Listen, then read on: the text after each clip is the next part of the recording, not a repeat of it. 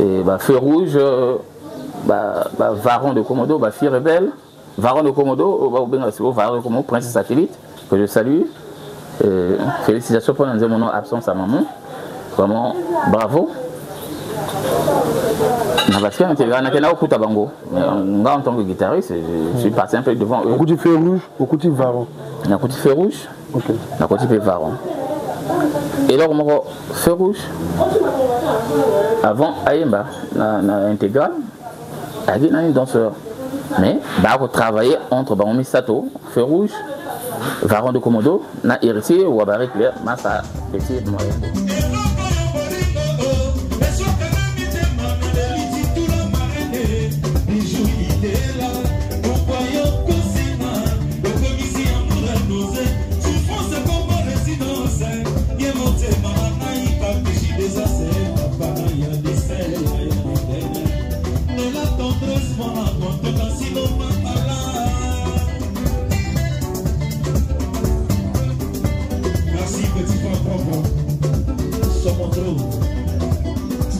Oui, il y a un album qui est ok, merci. Vocal, tout. Alors, oui, et orchestre, ils l'ont pas en 2020, dans mois août.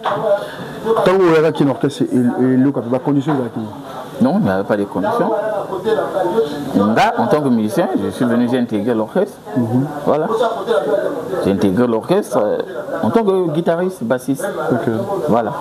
Quand je suis arrivé dans l'Europe, je suis Mapendo comme instrumentiste, donc Ejo Mapendo. Au Queer Miracle, on a un vieux qui est en Bonda. Comme instrumentiste.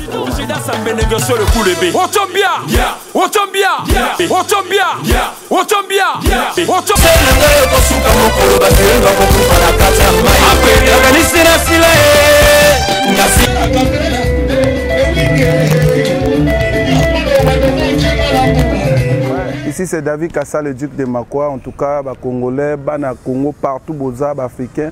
Bolandaka émission a capé la plus, il y a Ewing Ngobali. Yangonde Makambo pour la jeunesse, quoi. Talaga, Kitoko.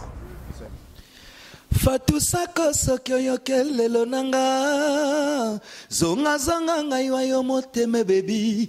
Et alors, je vous invite de suivre l'émission A Cappella avec Ewing Ngobali, l'homme de Ochombia. Mbia! Mbia! Bienvenue sur votre chaîne La Rose TV avec Ewing, l'homme de Ochombia Mbia, Wele Karambwande, Nyamadingwe Mboga Lambiande, Mumidi Gangambo, Wei Bagalaba, Miguel Tedzagela Mbangeo. Ouais, Bana Braza, Bana Mokili, Bana Ponton, et M. Zaka Moro a capé avec Ewing Ngobali, l'homme d'Ochombia, le chroniqueur de la jeunesse. Nous sommes Ratango, La Rose TV, Papa Oleli, et M. Zaka Moko avec Ewing Ngobila. Ça te fait mal? Et ça passe dans le moniteur. Alors, bienvenue sur votre chaîne La Rose TV, un média africain, dans le cadre de la co-valoriser culture Nabiso Yamboka. Mais voici aujourd'hui en face de vous, à côté, il y a invité Nangaï Azali, artiste musicien, a servi que le Congo na guitare. Ewing, l'homme de Ochombia Mbia, Wele Karambwande, Nyamadingwe Mboka Lambiam, Demomi Digangami, Wei Bagalobambi, Ngelite, Diagelambangi, Wanjunja Wumbiloko, Eyumbu, Ewiri Lamoissi. Alors, bonjour mes chers internautes, par rapport à côté vous allez pour l'émission, la Pessibino, Mbote Nabino, avant que nous recevoir invité Nanga Napé, sa Mbote na la marraine Titoula, Mamatou Congo, moi je suis en train de avec un sourire depuis Panama, pourquoi pas Saint-Titi, mon adore le cœur de maman, Carlovi depuis Toulouse, producteur de la jeunesse. Dans le matin, on peut sa Mbote na mon oncle, hein, Ibarra Sévérin, peut dire que colonel, il y a DGSP à Béret Rouge. On a pris beauté. Mon oncle Sévérin Ibarra, colonel de la DGSP ici aux Ali, Bambotono Makassi. Alors, mes chers internautes, on va recevoir Omer Bass. Omer Bass, Azali, bassiste Nakati orchestre Elo Kwape. Mais il a un bon parcours. Oyo Alekana Nango avant qu'il y ait comme orchestre et le Kwape. Voici aujourd'hui de recevoir pour ma solo la carrière artistique na ye toyeba auta wapi alekana wapi po lelo akoma na kati ya orchestre eloko peuple. Avant que na pesa na poser la question à Omar Bass, je vous présente et na ku présenter bino. C'est pour la première fois dans émission Acapella Plus, clip il y a Varan de Commando Oyo Ayembeli Mama Oyo Azali Sousouté bah il surtout ba perdre ba maman na bango ensemble bolé na Varan de Commando bo ça la challenge parce que maman de moto ayebi pasi ya mwana Varan de Commando depuis mi qu'il y a poto a sali hommage na maman na ye mais le kola maman aza maman ya bato nyonso yango na pe moto na moto akomi kozwa na partie na ye na part na ye bon ngana kufila pe maman no honorer maman nanga à travers chanson ya Varan de Commando après to kozonga pona ko recevoir Omer Bass Zino Bombi maman na ange précieux la patronne merci ndengolongola zemite na mombango mbiso kolisa biso ya yobana obima 5h ozonga poko poto ya kolia jidaso ya moye amour ya mama pona bana na ye a Germaine talonia lela kileke Béatrice Abena absence na ya mama etika biso bana bitike tokomase kolela katango nyonso biso ba paromba kenda ye le boss Jolsen Malanda et faire son beau l'homme crédible Patrick Lumière Soraya Kalezi déesse de la République Mama il fallait na nozala maman Mama deti fallait na nozala maman Mama il fallait na nozala Mama il fallait na nozala Mama Mama deti falomona gloria mwana na yo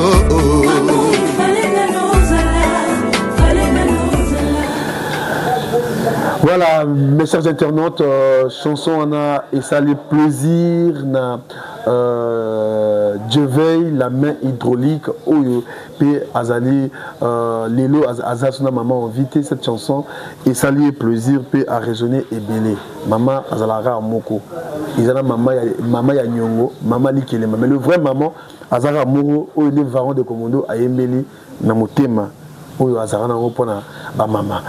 Bonjour Omer Bass. Bonjour Ewing Ngoubali, l'homme de Tchombia. Alors c'est pour la première fois depuis Mission Acapella Plus chez Zala. Lilo, vous allez inviter Nabiso pour notre bêta histoire na yo, la carrière musicale na yo. Nini to ko retenir na carrière ya Omar Bass. Ewing, merci d'abord pour la parole, merci pour l'invitation. Bateau to bateau talabiso, na piste en rambote. Je dois me présenter au nom familial, Nakombo Maungu Omer, mais nom artistique Nanga Ezali Omer Bass. Je suis guitariste, bassiste, en quelque sorte polyvalent parce que je fais un peu du méli-mélo, na bêta pas accompagnement. Sur les possibilités d'appel na bêta solo, na bêta, mais je fonction nasa bassiste. Okay. Voilà. Alors, chef d'orchestre, il y a Eloko Peuple qui est Jules des As, na Pesio Mbote, côté yo Ozali, veut dire que chef d'orchestre a se 5 fois par jour. Attaque à parfait à chair, c'est Jules des As. Alors, cellule, il y a communication, il y a Njuzi Djoukubi, Olelo, et ils ont calé ça que non, ils ont mis rebattre. Mais pendant que vous allez Kobimsara qui m'a bien bino, qui vrai bino, oyo, et vous savez, on va découvrir bino. C'est une la communication, vous allez prendre toucher ma vie privée à bateau. Et vous savez, le côté, et que frustrer bateau, ils ont gagné bateau, vous allez découvrir bino. Mais vous avez moto, oyo, azali, que ça la moussa na place à bino en erreur parce que azali militaire, azali béret noir. Deux ans la référence là, affaire à suivre. Alors, Omar Bass, beaucoup de gens, peut-être dans la génération, bah, il y a parcours, mais peut-être l'artiste, il y a Lelo, na bato oba, baningaka orchestre Eloko Peuple, baningaka Omar Bass, bah, il y a carrière artistique, il y a Omar Bass. Alors, outa, obima na quel orchestre, et il y a s'intéresse pour que Lelo ose à la basis. Merci Ewing, da primo. nauti na chorale la majorité des guitaristes nauti na chorale la Colombe paroisse ya Saint-Esprit à Rompo-Mongali. J'étais choriste à la voix basse et je le suis aussi jusqu'à présent. Et na chorale na bana robeta drum bazalaka drummer bazalaka doublure à vieux Martial que je salue de loin. Ça c'est un doyen qu'il faut respecter. C'est lui qui m'a appris à jouer à la batterie parce que ce moment il y a mon tarot ça là-haut. Maintenant toujours dans les difficultés la chorale le guitariste va toujours comme moi fier Izalara. J'ai vu que non fallait naïr la guitare dans la chorale. Pour les banana chorale, j'ai commencé par un maître à moi, quand on est dans le quartier à Mongali, bien à Covidaire, un maître Covid, je te salue, quand tu es allé. Après mon professeur dans le lycée technique, j'ai commencé avec sa guitare, la guitare, accompagnement et pas naïe. J'ai commencé avec sa guitare, j'ai travaillé dans la chorale, au fur et à mesure. Christian Abbas habite à l'album Air de Vérité à Tsekele. Voilà. Lui, voilà, le bassiste là. Je suis passé par son école. Lui, c'est mon maître à la guitare basse. Voilà. La guitare basse, c'est lui mon maître. Il est à la chorale, mais tant que on a un accompagnement, la chorale, non. Il est fort, on dirait, il faut. On a touché à bassiste. Il faut l'encadrer pour la basse. Nous encadrer la basse. Et j'ai commencé par là. La chorale. Ça c'était en 94. La bande déjà au bêta. Je faisais beaucoup plus l'accompagnement ou bien batterie. La basse comme il y a maître Brice, archevêque, na maître Christian. On a son comté, on a grand JP. On a l'église catholique. On a l'église catholique toujours. On a grand JP Ntika. Toujours on a bango. Mais carrière musicale en tant qu'on a orchestre. On a orchestre on a Mongaleba Benga super son. Super son. Super son musique. Auto beta musique kala, auto beta cinéma vogue, auto beta cinéma bina, auto beta vague na mikalo. Il super son musique, il super son. C'est là où j'ai commencé ma carrière musicale dans l'orchestre super son. Hormis orchestre super son, j'ai joué avec la légion de Rafa Bunzeki, Betanae. La légende de Rafa Bunzeki qui son nom repose en paix. Ou quelle chanson? Album à régime sans sel. Voilà, na bêta album. Quelle chanson est cartonné Bon, en fait, na bêta nzemo rumba, na bêta nzemo rumba, na bêta pena générique. Mais sinon, c'est un album est cartonné.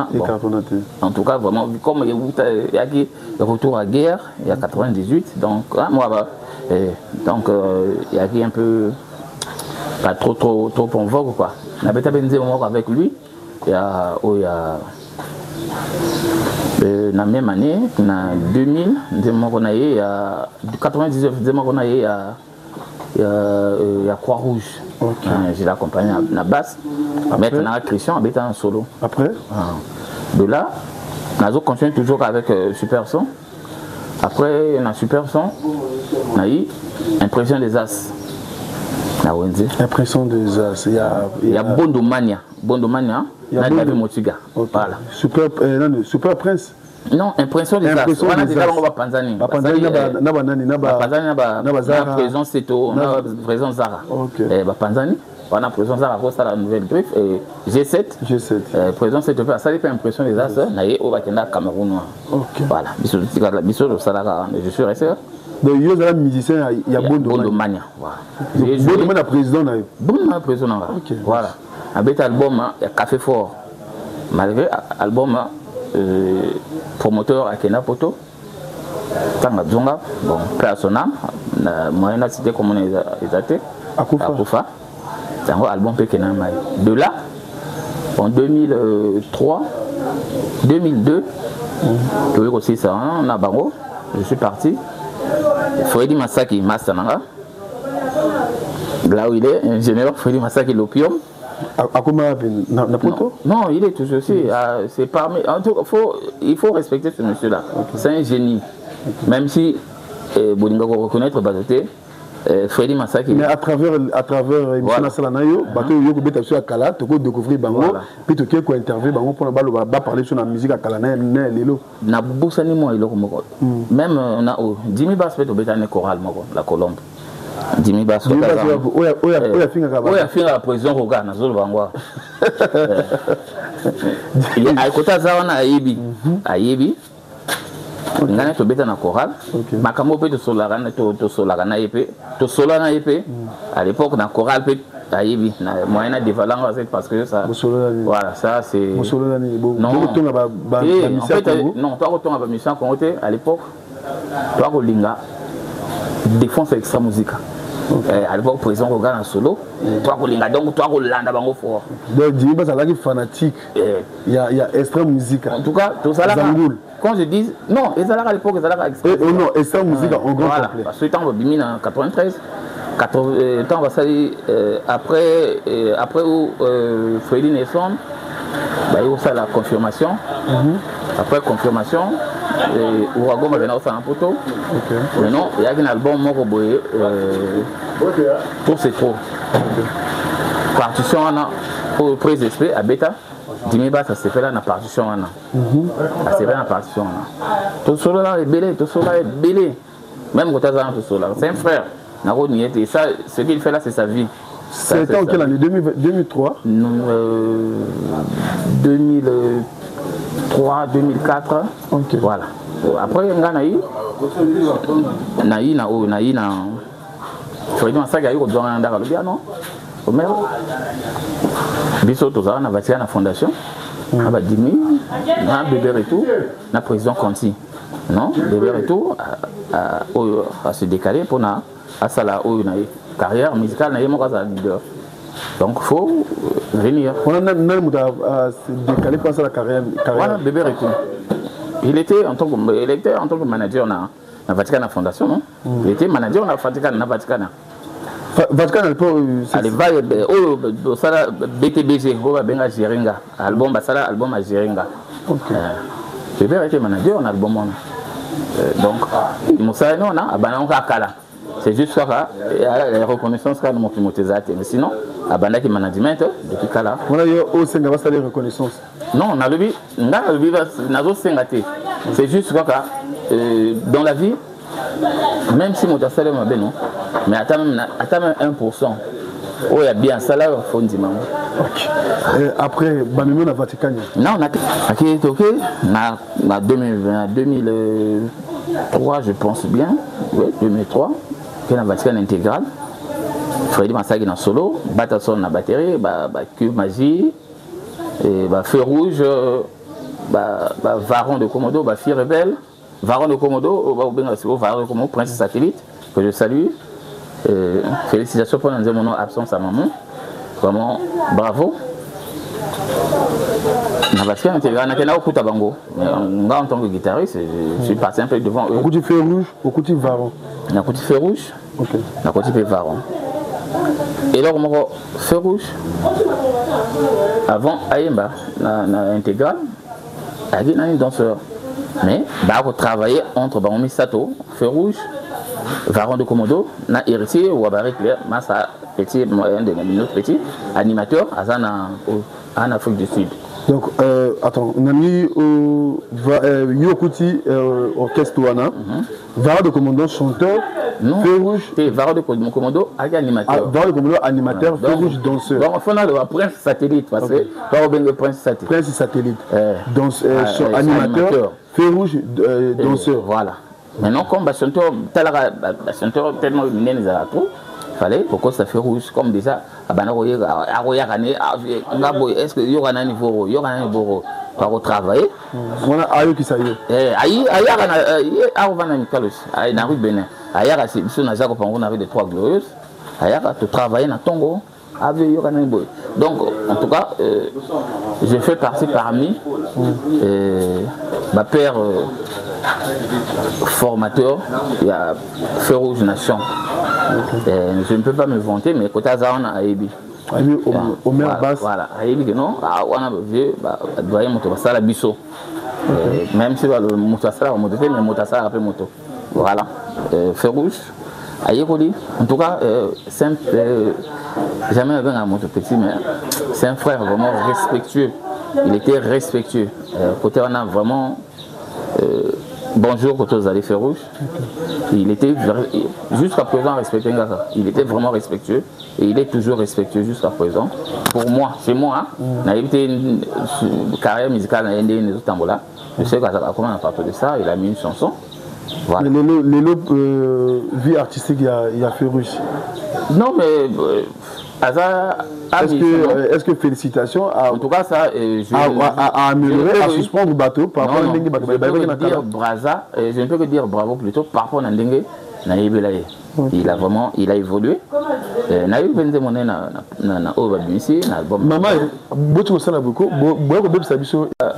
Renfermé, à Fongomi.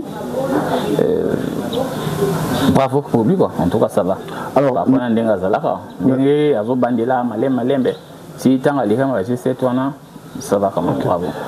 Vous savez combien de temps à Kata Vatican? Ça, vous savez bien, Vatican intégral. On a fait Tobeta Festival Moko. Festival, je pense. C'est 2000. Oui, ils ont misaf, je crois bien qu'ils ont en 2005. Tobeta a fait ça, Tobeta a misaf en 2005. Vous êtes toujours dans Vatican intégral, na bébé retour. Na Dimi Bass. Non, na Vatican intégral, Dimi Bass. En fait, tant que Vatican est pendant, tant que bébé retour aussi na BTBG, pourtant aussi poto bazongi, ça les Vatican na fondation. Vatican na fondation, ils vont se séparer. Là, on a commencé sous forme de Mbanda Dimi Bass. Ok. Voilà. On a commencé Mbanda parce qu'il y a la Vatican na fondation, il y a le président général Conti. Là, on a Vatican intégral, il y a bébé retour. Voilà. Donc, abana koyo ko mutema mabe. Bon, mutema mabe. Banaka il y a concurrence. Non, la carte de concurrence, bon, oui. Puisqu'après, celui qui écoute la musique, tu écoutes la chorale, tu écoutes la chorale ensemble. Voilà, par contre, moi qui mutema mabe, entre bon, il y a côté Masaki, il y a peut-être que Masaki côté na bien il y a côté Freddy Masaki, mais sinon il n'y a pas eu quelque chose de mauvais non bon. Alors, on a posé une question si je ne sais pas ce qui peut répondre nango. Parce que la réaction il y a Dimi Bass envers le président Roga. Et toi que Moto Vananaye, alors qu'on apprécie le président Roga, l'élu c'est lui qui est le premier à insulter le président Roga. Réaction par rapport à l'insulte il y a Dimi Bass envers Roga. Bon, en fait, là personnellement,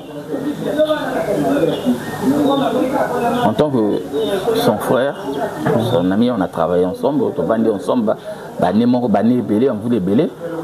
Je trouvais ça un peu méchant de son côté, mais d'après ce qu'il dit que non, c'est des analyses. Mais moi je pense bien, quand on fait les analyses, il faut voir le pour et le contre. L'Ikambo, même n'a pas été, ce qui est du moto, le juge a de deux côtés. Ayogi koto. C'est pas dire que non, yo boy, ou bien on sala boy parce que au moni boy, parce que le bino boy. Tu n'as pas vérifié, tu dis donc parce que le bino boy. Est-ce que vous vérifiez que c'est un tel? Ayana comme ça auto le baga bisomoko et comme même on na libulu hein. Ozolo bali kamomoko boy, tu n'es pas sûr de ce que tu dis.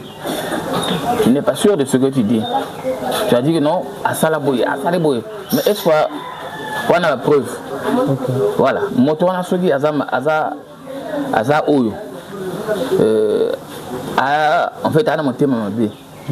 N'a rien que parti dire c'est des vidéos. Hein, audio, à garder audio, c'est toi. À porter plainte.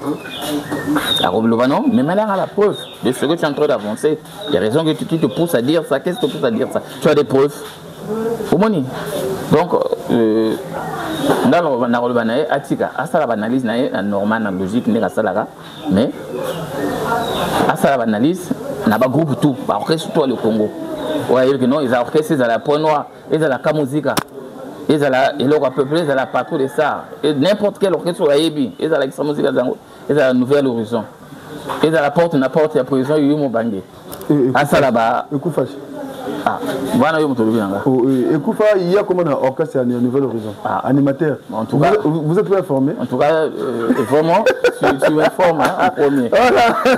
Autre bien le caramba de Namading Mamboura l'ambiance de Midi, ah, vous êtes à la soupe à autre bien parce que ce qui est important, c'est que l'histoire, il y a Omar Bass. Omer Bass. Omer Bass. Alors, après que l'on a Vatican, on a quel album, dans quel moment, il est connu celle qui faut que l'on a Vatican. Non, en fait, il dit que tout la presse Vatican était parce que il dit que le Vatican intégral.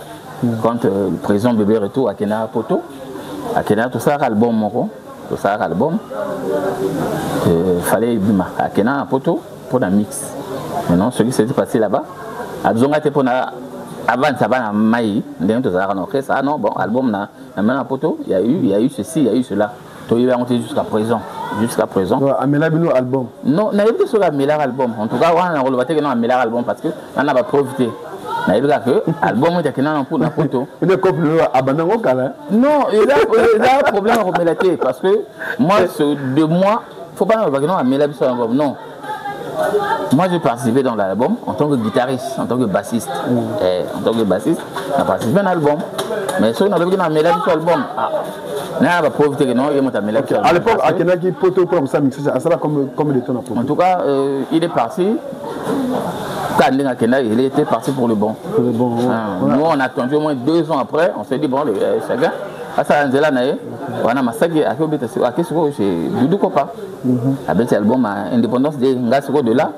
Donc, ah non, hormis ça, vraiment, Eric Bolim Sanga, tout type, Oyon. Vatican intégral, tu connais l'orchestre Moro Babengaka, tu bêtis na top action, na commune à Mongaliona, président la Mars, on bat na pression beauté, na le big manager, na pression beauté, le vieux Aimé Flows, voilà, na top action, après top action, tu connais sur na orchestre Moro, na la poudrière Barobenga, Prince des As, Prince des As. On a Viabdon Mondele, Tata na Pression Beauté, Vieci des Basses, qui est ancien sociétaire à Madilou System, Vieci des Basses, Si des Basses, Si des Basses. Non, il est ici à Braza, on a Coco du Coco. Respect vieux Sidé, on a encore aussi des. Tu bêta dans question na massacre na Prince des As, na ba Juif Ngoma, ba les ba o la vieux Kimbassa, en tout cas ba Salam et Belé. Au Tchikouna de là-bas, ça allait tout Panzana. Massacre qui na o na on a 2006 hein, 2007, 2008. Massacre qui na c'est Doudou Kopa. Grâce au na G7, le président ça remporte na G7, na Bétis, na G7, tout ça. Donc avant, comme on a eu beaucoup d'albums, ça a album à réanimation. Mais Banzim Bungana na studio Ebenezer. Banzim Bungana na studio na Ebenezer. Donc il fallait bander l'album et la réanimation. Na bêta album en réanimation, na G7. Tu voyais tout ça va Guinée. Donc on a peu Côte d'Ivoire na G7. Na Sorbonne aladi. Na Sorbonne aladi. Kota za na Ibi. Et donc on a Côte d'Ivoire, donc on a Abidjan. Donc on a fait Yamoussoukro na G7. On a Ziko Balé. Na Nazar pour na G7. On a orchestre na Bosso au voyager nango. On a parcours parce que sur les cas au voyager. Na voyage na bébé et tout au Kina. Na Vatican intégral au Kina. Là na ba Prince satellite va de Komodo, ba feu rouge amour tout na ba yemti wata. ba cuve magie ba masa tout wana et pas zara pour bimi voilà to bimi na mboka siko to sali Guinée Équatoriale moins 4 ou 5 fois to kenda à G7 na baziko na masa biso moko personnellement je ne veux pas préciser son nom moi et Belé na ba will co-créateur na ba big rouge j'ai mangé na Abidjan tout ça là ba Abidjan tout ça là pe Guinée 3 tout ça là pe Burkina Faso na G7 au bêti combien d'albums na G7 na bêti réanimation après na gobeta Kituki na bêti 2 albums na sans compter moi la single avec Ken Gwana bêti 2 albums na G7. OK, merci beaucoup chers internautes le Jolanda émission na Omer Bass où on met histoire là.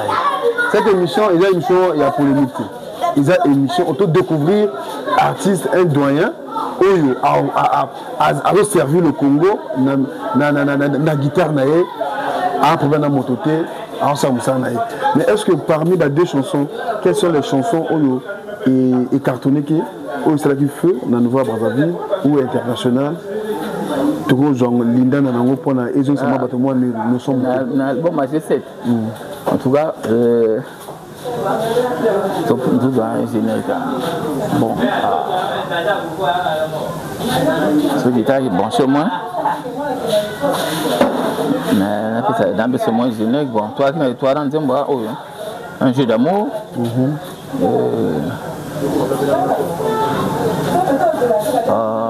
et Kimi en tout cas Kimi il y a longtemps alors tant on va éviter dans ma pays voilà les qui par rapport à la découverte de la chanson qui est non mais en fait si on était découvert si Baro a évité G7 c'est par rapport à l'album Masala l'arrêt cardiaque Oussama voilà non faut pas na na deuxième album à qui la faute un premier album deuxième album on a arrêt cardiaque mais c'est là au bêta na studio OK mais na ba concert aux autres bêta bien sûr est-ce que au coup de interpréter au mais comme ça guitare accompagnement il y a guitare accompagnement vraiment ça va marcher OK merci na une guitare basse na niveau bêta quand même moi à partition OK album OK merci beaucoup mais tu connais la place au bêta guitare na yo après quand on a G7 ils ont qui est Koufi ou Yomoko Longoli ou bien Balongola bon soit dans le G7 et Koufa na Okosa parce que jusqu'à présent le président Zarampo est là parce que c'est lui le leader orchestre de G7 Nouvelle Griffe. OK. Après moi j'ai peut-être quitté G7. Na se concentrer un peu dans la carrière professionnelle, pas na carrière musicale. J'ai commencé de là 2012 2013 plutôt. Tant on a que poto. Au long là qui G7 na long G7 en fait toi pour éviter de susciter bon on a guitariste donc certes vous aurez peut-être un d'accord mais beaucoup répéter les à cause de faiblesse les qui orchestre et déjà qui faiblesse ou bien président moi à tata qui fax non tu vois on moi chute moi après président à opération va opérer que donc président ça va opérer mais comme c'était lui le leader d'accord mais moi en gros fallait sinon moi je vais faire l'organiser la marque en tout cas là de là on a eu un cadre professionnel un cadre Moussa faut que formation en poteau donc pour 3 semaines on a contre pas de musique aujourd'hui voyage aux que poteau na hors musique non hors musique OK hors musique voilà en 2013 ça là 3 semaines j'ai fait la Suisse plus la France voilà hors musique kaka Nzonga na yiko beta siko na Jules Chigar. Voilà j'ai commencé à jouer avec Jules Chigar l'orchestre je faisais beaucoup plus la basse mais il y a un concert wana ezaki choix na yo ya kobeta na orchestre ya Shiga obe ezaki mutu abengi Omer Basi ya otanga po ye moko moto abenganga alobi non mwana mai comme nga moment bima liboso na patron na non nga boye vraiment ya kotanga po comme aux autres travail société na kobeta ka siko mo banzonzi nga mike ba nzimbo ba album ebele ba chansons religieuses o ba yebi Willy Bidiafou il y a une sœur à Vounou. Clémence, petite sœur Naïe. Voilà. J'ai joué aussi avec elle. Petite sœur Clémence à Vounou. Nabet appelé Naïe. Nabet moi l'église est belée. Moi en fait moi la chanson religieuse est belée. Sans compter va décaler. Je m'excuse. Boyo Garapé et Betamara. J'ai fait un peu de guitare. Ok. Après j'ai Shiga. Bandine en 2015 on a eu Shiga. Tout ça maxi, tout ça un single. Mime single combien de singles? Moi quand les bossons en Betaka basse. On a résisté au bas là. La Beta solo. Petit nanga Boutou. Petit nanga Boutou héros. La Beta batterie. Après tu vois ça là. Nashiga. Tout ça moi bandine belé. Tout ça ni bandine moi boye. Quand on a tourné clip na Pointe Noire.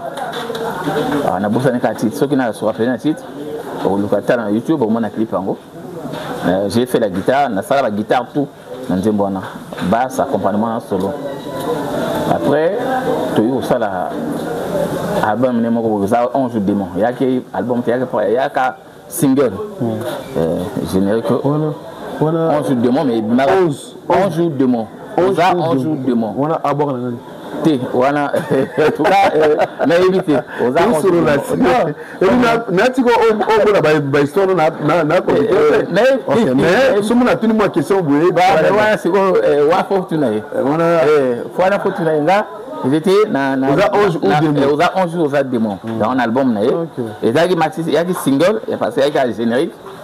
j'étais le DA, donc on a un arrangeur. Il y a single en fait j'ai joué toutes les guitares. Petit héros, Boutou, il monte à bêta batterie. On a bêta la guitare tout, solo accompagnement basse. Au go bêta aux enjeux de mots. De banane de rien.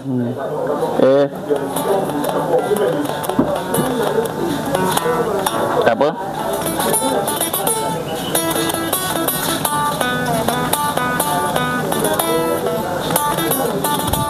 Après, guitare à mon cœur. Guitare à mon cœur. Voilà, merci beaucoup. Toi, tu as la bicho. Va comprendre, on va comprendre. Après, Colombo et pas Gilles Shiga. Non, comme lié, toi, vous travaillez en collaboration. Voilà, à président, voilà, à petit frère. Massa. À grand frère. Gilles Shiga, grand frère. Grand frère. Oh, oui. Bah, tu es là au Cameroun. Voilà. La maladie, tout la Cameroun, puis la maladie. Bien à eux. Voilà. Ah, tu connais pas bouillir. Non. Pourquoi je vais vous mentir? Pourquoi je vais te mentir? Gilles Shiga, bien à eux. Il est dans les cinquantaines. Voilà, moi il me reste une année pour 50 ans.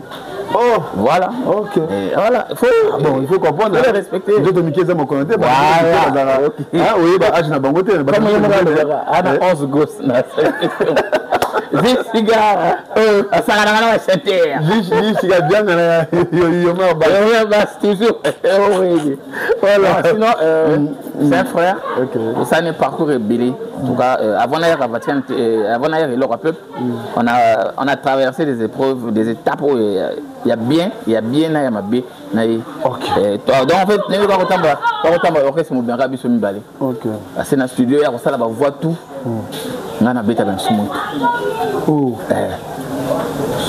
En tout cas, c'est ça. Donc, en fait, il y a deux personnes. Il y a deux personnes. Ceux qui. Ah, il y a. Pour ça, là, c'est bien. On a monté le bien. Mais non, c'est pas pris pour tout. Bon, la concert, c'est autre moment. Sur moi, bon, moi, au moins, il y a fait un peu de moto, il y a disponibilité. T'as la grave, caprice, sur la guitare. Bien à la guitare. T'as la grave, caprice na biso guitariste ah non ngana mosika mais par rapport à l'urgence sur ça, après, c'est na pointé. Voilà, au bien le président. Na bien le président. Le président, na bien toujours le président. Non. Na ce président. Voilà, et pas la demi-chanteur n'a pas tout c'est un problème. N'a pas tout ça à chanteur. À demi-chanteur. N'a pas tout ça à chanteur. C'est un problème. À chanteur, il n'y a pas tout de stars. Donc, c'est un gars à aussi la présidente. Parce que, non, ex-président de la terre. Parce que, Oyoka, n'a pas ça exemple. Na Bamasa, Oyoka, il va ex-président Kabila. Jamais, il va président. Sortant. Voilà. Donc, il reste mon président. Non. Tout là bien, tout articulé bien ma phrase. La frontière au côté de l'autre. La bonne à la réunion, il reste mon président parce qu'il a fait beaucoup pour moi. Photos de la reconnaissance. Gilles Cigare a fait beaucoup pour moi. Quel souvenir aujourd'hui? En fait, Gilles Cigare. Quel souvenir aujourd'hui orchestre Gilles Cigare? Nanine, quel souvenir? Gilles Cigare a insisté na bête solo chez moi j'aime beaucoup plus jouer l'accompagnement on a basse kaka mais à insister j'ai dit bien à imposer voilà à utiliser non abisi mayelo pona abisi mayelo na parce que nini toi qui na massa résiste au bala guitariste un bon guitariste je dis bien bon guitariste awa beta mais tellement que ba caprice c'est comme trop tout ça bah tout les marapé yo ko invité moto ate lobby absima lobby au moins c'est que non même yo peut limbasse même moto on va se inviter à chaque fois va se benga il a toujours des raisons d'avancer qu'est-ce qu'il faut faire il faut changer non il faut faire avec ce qu'on a avec le peu qu'on a donc il doit mi wana ça la kana wana a mekinga na beti nzembo ya boso auto des clips na zo bosa ngati na beti solo na beti basse na beti na accompagnement na beti na mi solo après on a confiance et kokota na balu ko interpréter ba nzema partout au lieu de quoi pesa ga ko abeta oyo bolingo voilà na bana interpréter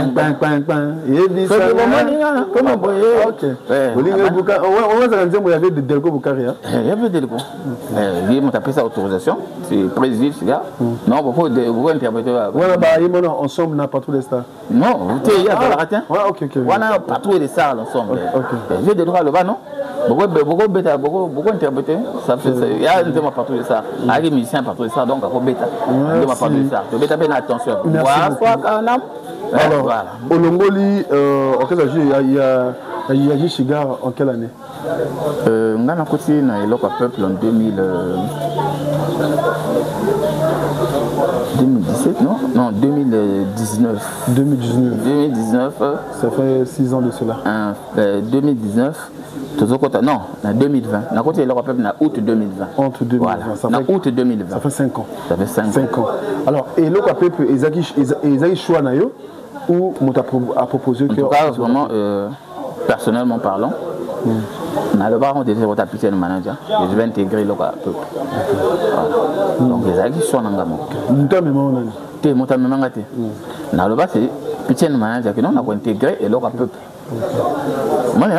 Voilà, na loba na pitchen manager kota zaona aibi koto dokutana ka na accompagner que cardinal accompagner cardinal quelque part na petite chose côté dokutana pitchen manager nga faut intégrer le peuple et ça tombait bien avant d'intégrer le peuple vous avez une relation avec la mission et le peuple hormis pitchen manager chroniqueur de la DGSP à tout cas de la DGSP manager et un papier chroniqueur de la DGSP na boss un des titi qui c'est que et bien ngimbi yo batenanga non mais déjà na le peuple déjà tu es dans la Shadrach tant aux alana kasi tant aux alana Shadrach aye mvulusi Shadrach aye mana le peuple ah bon oui au moins la fiche ça va non c'est nouvelle besoin sur pourquoi sur Otali à bon ma vie Shadrach na kasi nzeda mvulusi aye mana et pas du tout pas voilà nzemba jolunga ayemba voilà il était là na deuxième na album siko non album vie c'est la single après il y a l'album l'album ça doit être en plus il y a presque la majorité qui na quatre on a David Bass avant David Bass qui est en nouvelle horizon. Donc on va aussi la karaoké on a tout y a déjà David Bass, Bad, Shadrach, Gelo Mutsua, moi et Belé, un peu moi Willow, parce que Willow tu as na G7. Au bout ça Willow azala danseur na G7. À comme chanteur na quel G7 pekaka. Et Willow ayekoli déjà na G7 abana déjà koyemba mais comme ba Douglas ingénieur bazaki ba sobo wala di ba ça espace ezara sobo wala ta ba pe sobo wala di sobo d'état masikuro voilà ba ko bime petit mais pourquoi comme Willow azaka na posa koyemba awo ya tisenga na diata Willow kotaza wana alzida hivi awo ya tisenga na diata abi yo kanani boy ayaka a poser ngapi na poser guitare toujours travailler toujours travailler alors si asali na ayemi na album akituki Willow ayemi na album akituki OK merci asala ba vocal tout alors oui et orchestre Eloko Peuple na 2020 na mois août tant on verra qu'il orchestre Eloko Peuple la condition là non, il n'y avait pas de conditions. Là, en tant que musicien, je suis venu, j'ai intégré l'orchestre. Voilà. J'ai intégré l'orchestre en tant que guitariste, bassiste. Voilà. Pourquoi tu as bassiste quand je suis arrivé dans Eloko Peuple, je Edjo Mapendo comme instrumentiste, donc Edjo Mapendo. Au Coeur Miracle, on a un vieux qui vient en Bonda. Comme instrumentiste, on a un Eloko Peuple. Merci. Donc sur la paix partie on est belé. Alors au côté kaka instrumentiste non guitariste moko. À combien quel non, quand je suis arrivé, il y a un montant à côté de Edjo Mapendo. À côté de Edjo na basse album. Voilà. Quand au côté bayamba que mabo polé chose à la OET. Chose à la reconnaissance. En tout cas, Eloko Peuple et Yaminga très bien. Pas manquement, il y a bien sûr non, pas manquement. Par rapport au oui, peut-être un manquement, mais sauf que déjà, dans Eloko Peuple, tant que David Bassaké, il doit remettre à basse. Comment non? Baudouin a remettre à guitare solo. Donc, Bazalara déjà. Baudouin a eu aucun poteau. Ils se sont dit que non, pour revenir. Maintenant, pour renforcer l'équipe. Comme moi, j'étais déjà. Voilà, il est chef d'orchestre chez le Wapé. Alors, Azo qui poto, Azo Zonga. Quand il y a un sala, non? Non, mais il y a un sala. Kenal Boussa Zonga. Kenal Boussa Zonga. Voilà, les arts honorés, on a battu un espoir, mais il est parti, il est revenu. Il était parti plutôt à Keda, à Zonga. Voilà. Non. Et moi, je me suis dit que non, ah bon, comme là-bas, espace est allé, il était accompagnateur. Voilà, chef d'orchestre, à le bien, il y a eu beaucoup de chefs d'orchestre. Non, tant on a eu beaucoup de été.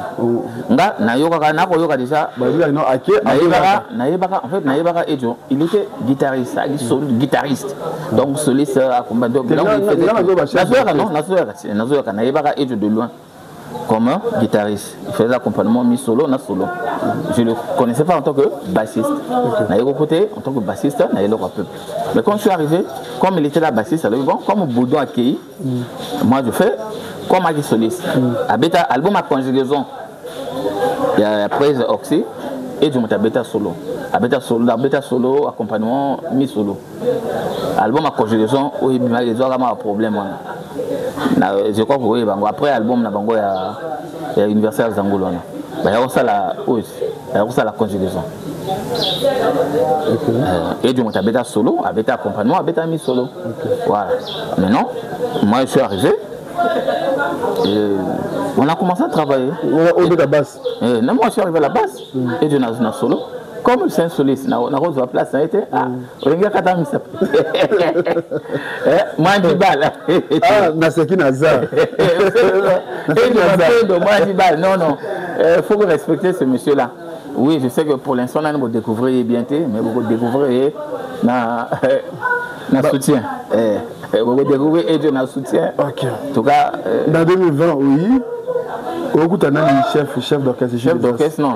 Quand je suis arrivé, j'ai déjà chef d'orchestre. Parce que Baudouin qui en a déjà, j'ai déjà parlé de chef d'orchestre par intérim. Voilà. Au fur et à mesure, comme il y a des textes, nous avions des textes dans l'orchestre. 2 ans après, le président actif, le chef d'orchestre actif n'était plus. Non, il fallait tout voter. Il fallait tout voter, j'ai des as, chef d'orchestre. Ok, donc dans le passé, c'est parce que j'ai déjà allé. Non, en fait, fallait, non, parce qu'il y a les textes, non, les textes nous disent que le chef d'orchestre, la personne qui prend le poste de chef d'orchestre, s'il n'est plus actif pendant 2 ans, 48 mois, parce que chaque 2 ans, normalement, il faut voter. Okay. Voilà, chaque 2 ans, comme tu n'es pas là, on fait comment? Tout voter. Est-ce que vous acceptez que j'ai des chefs d'orchestre la facilité ou bien il y avait un peu de complications? Non. En tout cas, non. Sur ce point, Mototo, Michel, il aura peuple à Yebi. On était même les premiers, Bissotou. Quand je dis Bissotou, oui. Et mes chefs d'orchestre, ils sortent à Zagui, d'accord? Mais lui, il n'était pas sur place. Il y a un texte. Ok. Donc Lilo, tu vois, Aza sous membre de l'orchestre, c'est le quoi peut-être. Bon, en tout cas, on a parce que je ne suis pas dans le bureau. Donc, le bureau, je suis informé, là, on a fait ça. Mais, à ce que je sais, si on a vu que sous mon c'est le peu plus. Peut-être au ça. Mais il est là, il nous suit. Il nous suit. Mais tous autres là, va confirmer, le bureau est confirmé s'il y a la note. Quand tu auras la note, au il y a juste des as. Mais pourquoi pas? Mais attends, pourquoi pas? Non, mais chef d'orchestre, il avait été voté. Chef d'orchestre, on dit, mais là, comme chef d'orchestre, comme musicien, chef d'orchestre, il y a Boulelou. Alors, j'ai mis tout quand même. Oui.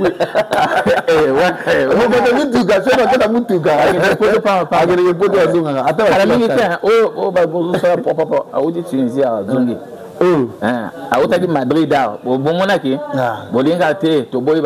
il était parti à Madrid, en Espagne.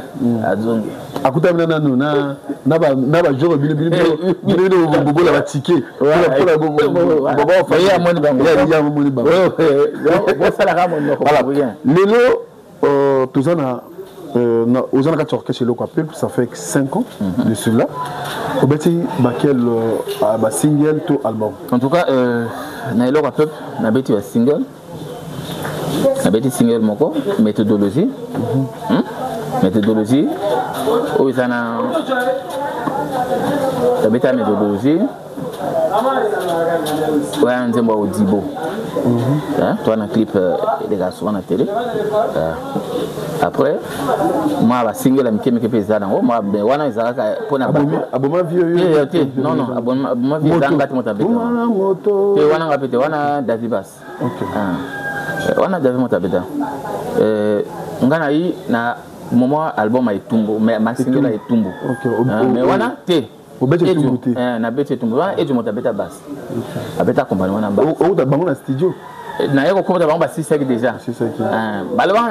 je vraiment, je le salue. Il était sincère. Il a dit, ce qu'on reprend de basse, tu refais la basse en tant que basse. Non. Comme vous bêtez déjà, je ne veux pas la quota. Il était sincère et il est sincère. C'est sûr. Je te dis ce que vrai. Ça c'est peut-être naïveté sur la problème na bateau. Bon, naïveté sur le problème. Je sais ce que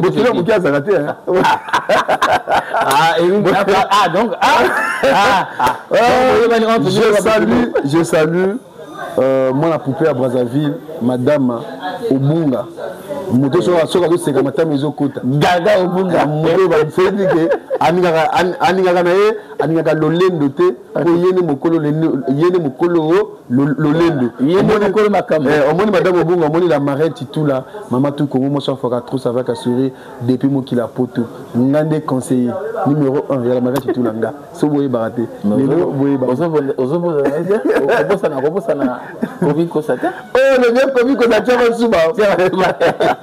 La version beauté, depuis qu'il a poto, joyeux anniversaire Nayo. Hier, elle a qui anniversaire Nayo. Donc, joyeux anniversaire, mon grand frère, là où tu es. Mon tomorrow bien, Azara sincère, Azara hypocrite. Quand ça ne marche pas, il dit ça marche pas. Voilà. Je viens Kobi Kosa. Zoa. Kobo, ça n'a aucun miracle. Hein? Ça, c'est. On a beaucoup de chef d'orchestre. Mais aucun miracle. Il est à Sala. Amoutunanga. Tobina. Amoutunanga. T'es amoutunote, mais Kobo, ça n'a été. Tobina. Yo, bête fort. Voilà, Tobina, tapis rouge. Mais avec le temps, on va tout tourner dans le miracle parce que c'est un guerrier aussi. Voilà, c'est un guerrier. Donc, on va Lelo. Bazo Nyang. Un bon mec ne parle jamais. Ne parle jamais. Ok. Alors, bateau. Babina rappelle juste à Lelo. Lelo, tous allés na. Ça fait 5 ans. Lelo, tous allés na. Besoin de préparation.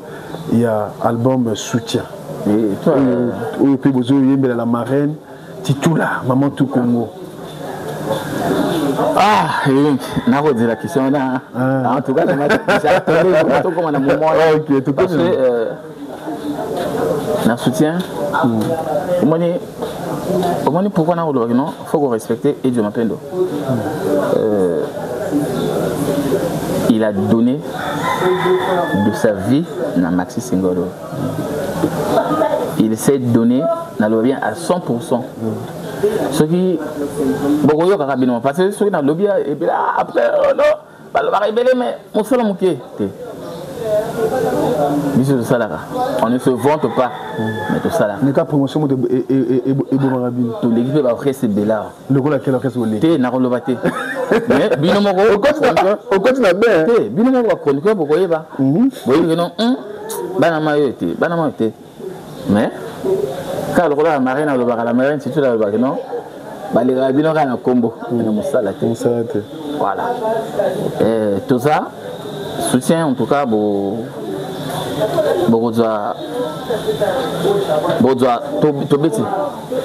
Tobeti en tout cas na participation il y a grand prêtre Roga missile. Non, Abetite. Ayembi. Ayembi na OK. Ça les fit. Ça les featuring na président du des As. Na bengue président. Chef du des As. Président du des As. Et là, donc c'est Elo quoi pour sans vous mentir. J'ai ça mieux placé. Il y a le président de l'orchestre. Bon, vous avez monté ma bête. Vous avez peut-être à l'équipe de Mayel était et Zandé. Ils ont grâce. Voilà.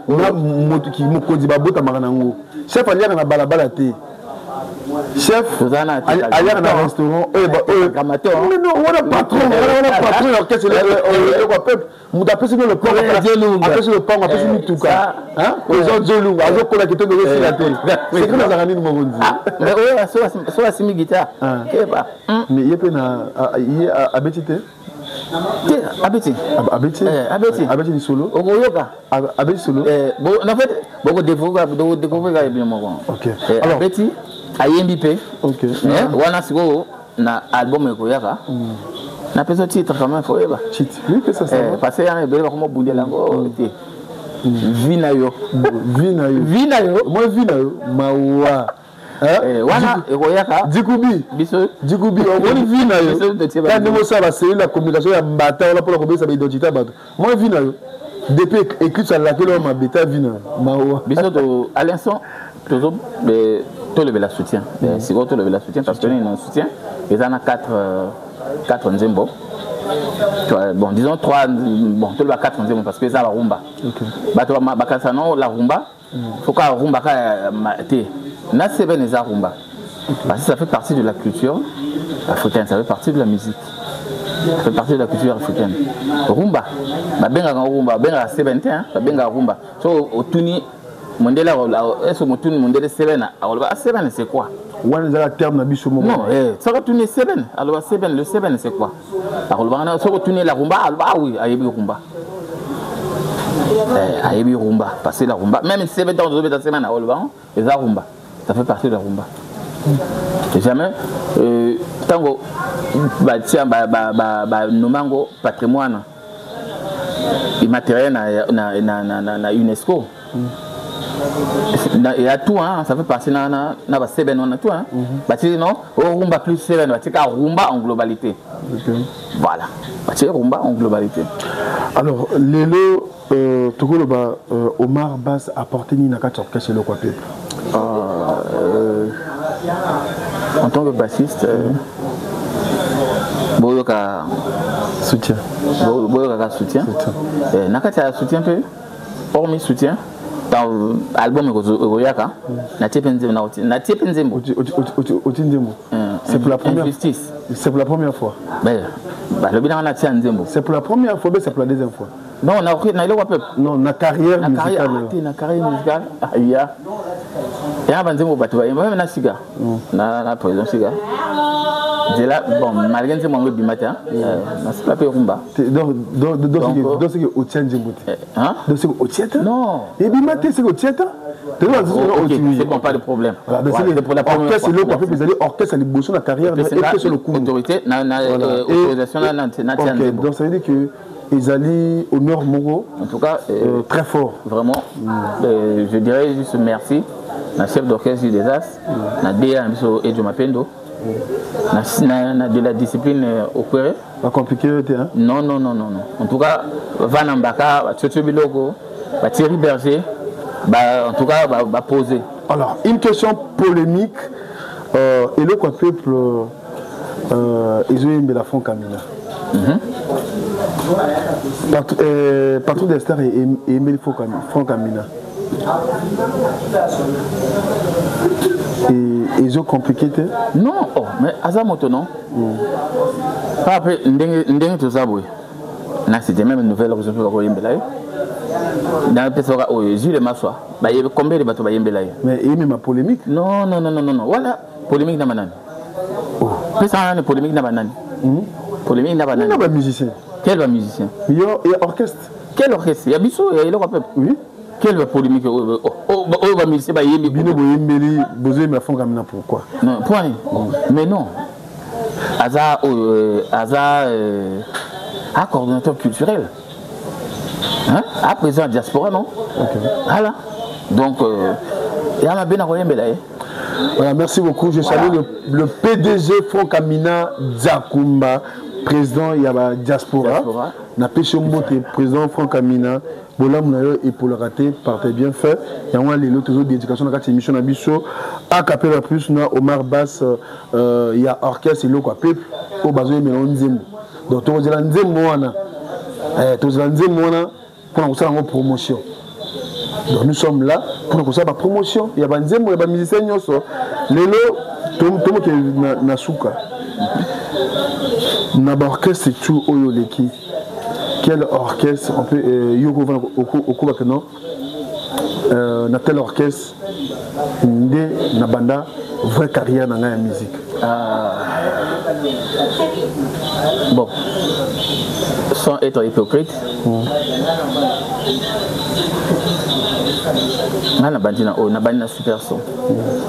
On a orchestre en radio parce que nous avons carrière musicale, non? Na bandi on a super son, même si tout ça est l'oroté, mais tout ça là, à l'époque, il y a des bondes, tout ça là, single, tout ça là, titre. Dans les cas, au-dessus, on a posé question, au théâtre comme orchestre.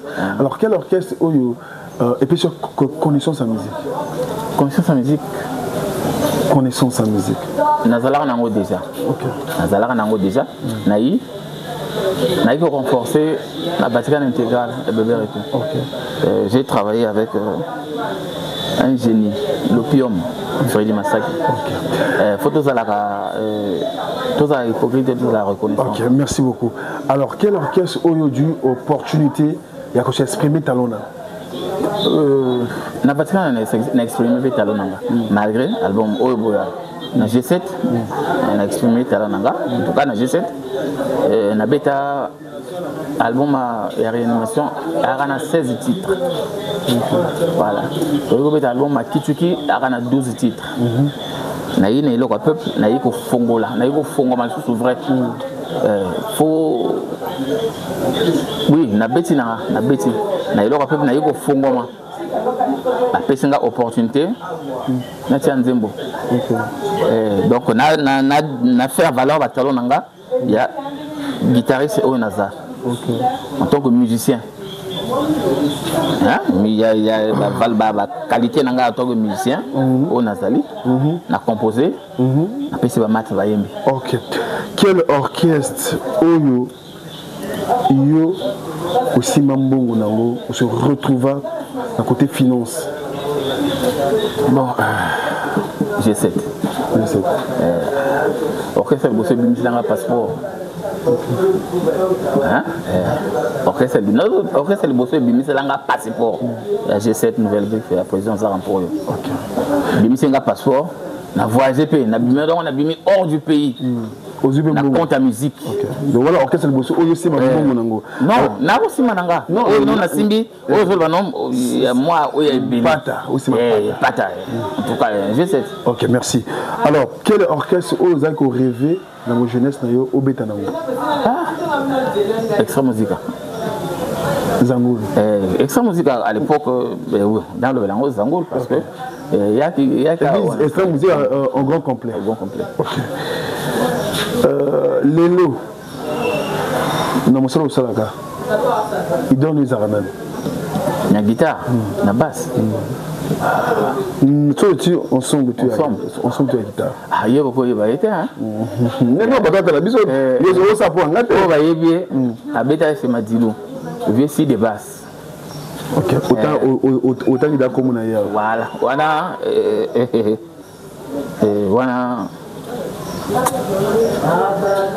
so na le idole nanga ouais parce que je l'ai travaillé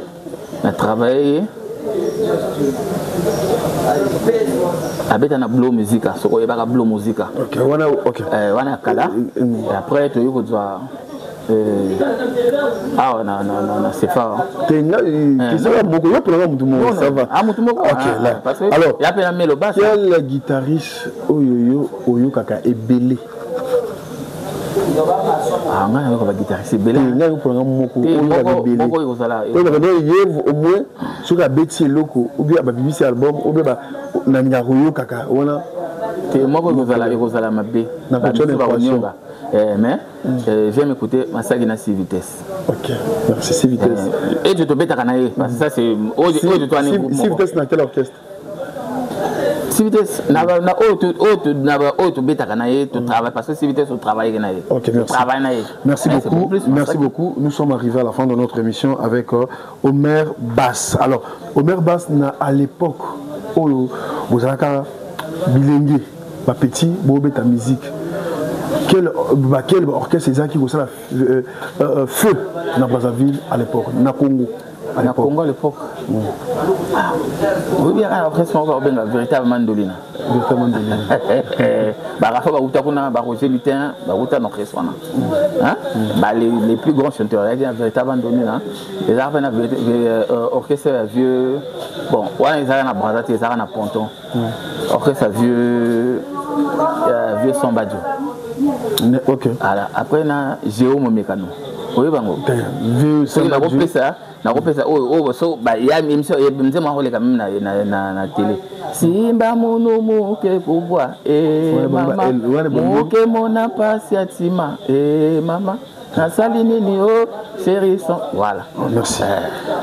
Alors quelle génération il y a la jeunesse oyo et qui bouleversé et qui joue place il y a ba ancien orchestre oyo et qui bouleversé programme et qui il y a Extra Musica bon pied bon look ensemble hein? Après tant au Panzana Zangoul et en tout cas est-ce qu'il y a une époque où il y a Extra Musica bon pied bon look quels sont les orchestres qui combattent non mais à l'époque on a la jeunesse hein parce que toi qui n'a bon tout on a pas vieux ça c'est voilà vous avez bon télémusique il y a peut-être un album comme ça là à l'époque il y avait quoi il y a pas vieux il y a pas individualité bah vieux Fofana bah Rafa Bunzeki bah Rigadin Sharon Mavungu bah Sambadio On a aussi cité beaucoup plus là. On a vu Tiaman. Et après, on a vu. Parce qu'on a bossé avec même. On a Sangana, étape suprême. Après ça, où est-ce? Ah, ça? Et Neken à l'époque, tu as bien kérosène. Avant même au kérosène, on a bima. Voilà, merci. Nous sommes arrivés à la fin de notre émission avec Omar Bass. Je pense que tout le monde a loté. Il y a aussi des erreurs dans notre émission. Alors, professionnel, au Bazalaka. Côté, il fallait Winga à la bouée. Côté, il fallait Omar Bass à Salama. La caméra peut comme moins cher. Il faut le plaisir. Comme on chroniqueur, mais Peter Manaja, chroniqueur de la DGSP. Et ça va bien. Alors, il a été tout Kabouana. Vous avez absolument la volonté. Si vous avez un Zembo, il y a la marine tout là. Si vous avez un Zembo, l'album soutien. Quand on a proposé Bisso, parce que tout le monde a une guitare. Au coup, on les a bouettés. Ça peut aller. C'est pas un problème. Ok, vous êtes libre. Oh, Missa. On appelle ça quand même. Non, ils ont un bête sur la peau. La position qui est sur Souka.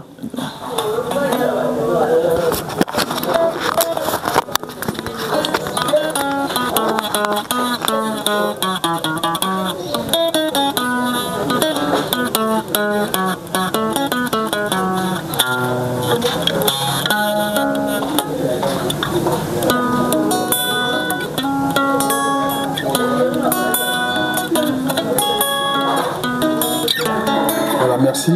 Voilà. Merci beaucoup. Une dernière question. Après, au salut bateau. Au cas de côté alors, nous avons compris pour le bas. La fin de l'émission, on a bateau bateau la mission. Selon carrière, selon bateau sous pour bateau sa carrière chanter, pour maman a peut-être certain métier par rapport à l'âge d'ailleurs. Il faut tikango pour s'occuper de la maman sous. Mais sur ce point, en tout cas, musique va être garantie. Musique va être garantie parce que ça a la pause. Parce que on n'était pas sûr que non, vieux Bantou de la capitale, parce que nos bêta Olympia, à leur âge, bêta Olympia. Mais ils ont fait du succès. À l'époque, après, mon va y avoir la rechute. Donc, moi, vite, mon gars, au côté, mais carrière en musicien va tirer en gros OT. Va tirer en pointé. Il faut que tu aies toujours 3 points. 3 points de suspension. On ne sait pas, on ne sait jamais. On ne sait jamais. Ça va aller. Alors, notre pays être en deux. Non, la bosse en la première question. Notre pays est en deux. Le vieux consul Moutouari. Non, Pierre Moutouari. Pierre Moutouari. Ah, je m'excuse, Pierre Moutouari à Tiki Bisso. Est-ce que j'ai chance à l'époque où on a posé l'approche d'un. Ça n'a bien voté. Non. Mais Nayoka surtout. Le vieux concours Ignace, on a un master moi au Congo. Ça c'est personnel. C'est un guitariste en tout cas. Alors Nino Okoko le Bapon a hommage à Pierre Moutouari. Non mais musicien, artiste à coup raté. La non, mais basé on a été c'est nous pouvons que le pleurer. Dans la musique, rien que Toyoka par ses œuvres, Togo les à la musique. C'est que ça que je peux dire, Togo les à la musique. En tant que musicien, Togo les à la œuvre, on a tiki. Alors, mes condoléances à Maman Chimène Moutouari depuis Poto, cousin sa papa, c'est pas facile, cousin sa moto Ningaka, c'est pas facile. Et tant que chroniqueur de la musique, Ewing que je suis. Alors, on appelle ça mes condoléances, toujours ensemble, la famille Moutouari, Mobimba, voilà, notre émission, toujours les famille Moutouari, Mobimba, ensemble, la maman, Chimène Moutouari, Oyo, à Tika culture, à Bissoté, à la proche, il y a un musicien, surtout il y a l'orchestre, il y a Puna, Extra Musique à Zangoul, il y a le président Roga Roga. Alors, apport il y a présent Roga Roga, la musique à Congo, c'est le aux doyen la culture. Et là, on est opposé à Roga Roga pour la culture à Congo. Non, mais ceux qui ont analysé la tout court, il est positif. Il est positif, déjà, la guitare, il nous a inspiré. Il a inspiré beaucoup de guitaristes. Il a inspiré beaucoup de guitaristes parce que oui, à banana caché mon boy. Mais après, il faut se forger caché naïe et bela ba guitariste namboka. C'est un professeur. Donc il y a un positif. Merci.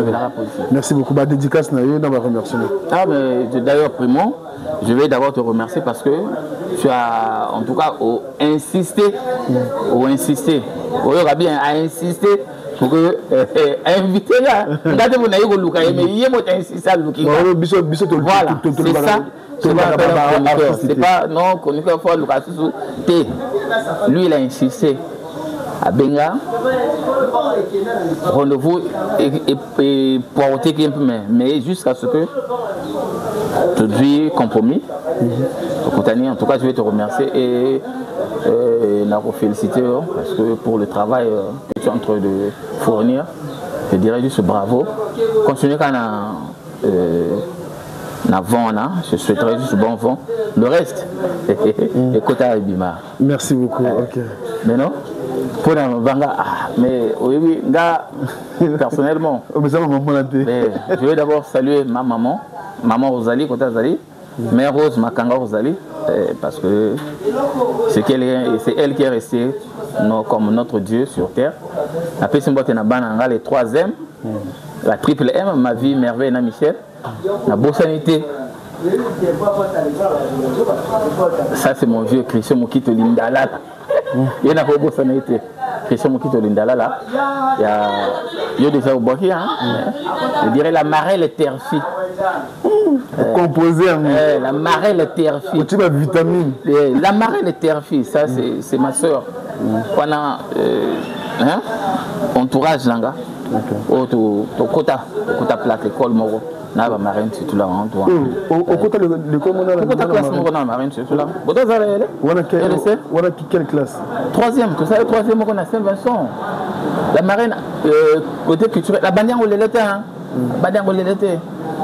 Donc, ce bolingi, tu as relaté l'histoire, tu as relaté, mais prochainement, nous ne sommes pas là. On a fait ce chef d'orchestre engagé déjà, on a fait ce DA et je m'appelle. Et je m'appelle. Je répète encore, et je m'appelle bonjour, au cœur et miracle. Van Ambaka, la Tchétché Biloko, la Pitien manager, et on a souhaité prompte guérison, na Bad Boy.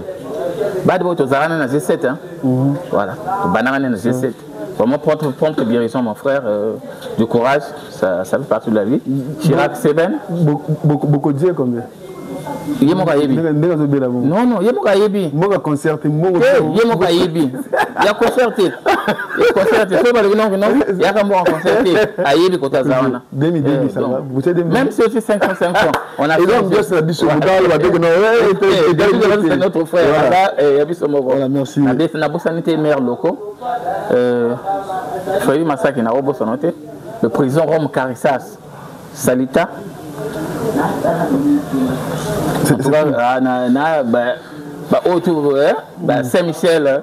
Saint-Michel, Patou Mwangisa, Saint-Michel, quel jour?